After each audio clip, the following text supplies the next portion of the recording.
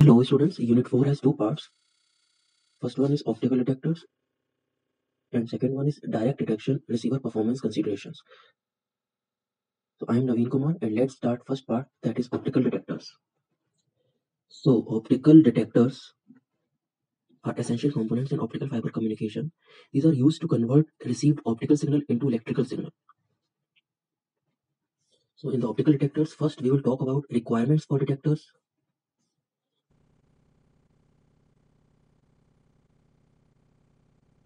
Then we will discuss basic principle used in optical detectors,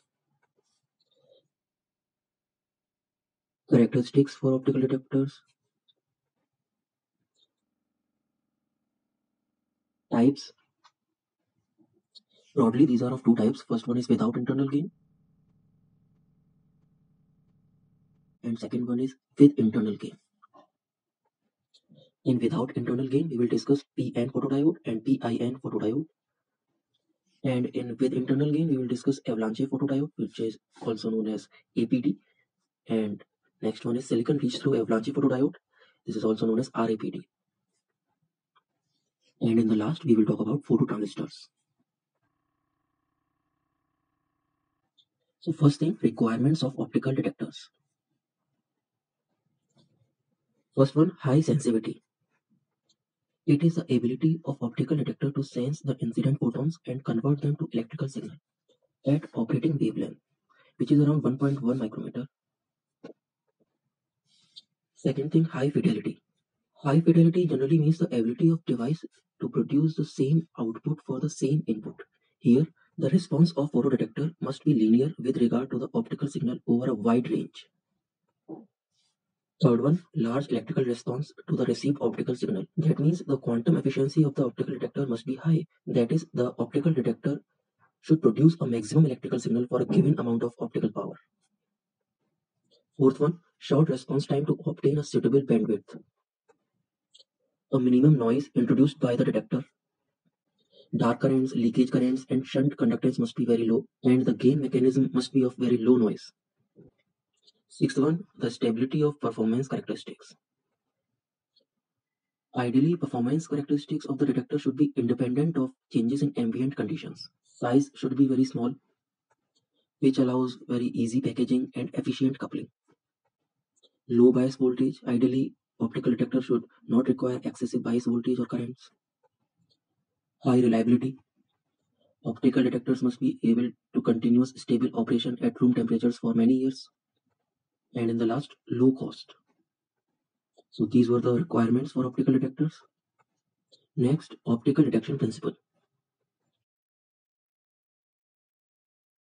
Well, the basic principle of the operation in the optical detectors is simple, which you already have studied in basic electronics.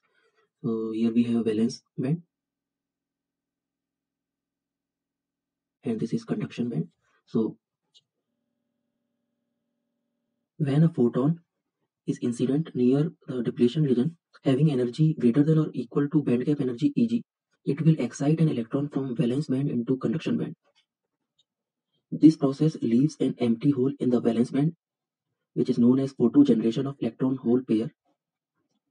Now consider a reverse biased PN photodiode. The device is reverse biased and the electric field developed across PN junction will sweep mobile carriers to their respective majority site. A depletion region is therefore created on either side of the junction. This barrier has effect of stopping the majority carriers crossing the junction in the opposite direction of the field. However, the field accelerates minority carriers from both sides to the opposite side of the junction, forming the reverse leakage current of the diode. Thus, intrinsic conditions are created in the depletion region. Energy greater than or equal to band gap energy, it will excite an electron from valence band into conduction band and leaves an empty hole in the valence band. The carrier pairs so generated near the junction are separated and swept under the influence of electric field to produce a displacement current. In the external circuit, the carrier pairs so generated near the junction are separated and swept under the influence of electric field to produce a displacement current in the external circuit in excess of any reverse leakage current. Now, one important thing is the depletion region must be sufficiently thick to allow a large fraction of the incident light to be absorbed in order to achieve maximum carrier pair generation. However, since long carrier drift time in the depletion region restricts the speed of operation of the photodiode, it is necessary to limit its width. So you can see there is a trade-off between number of photons absorbed, that is sensitivity, and the speed of response.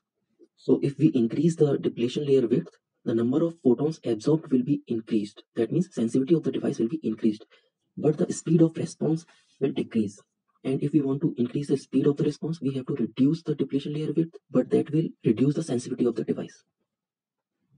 Now next thing, characteristics of optical detectors.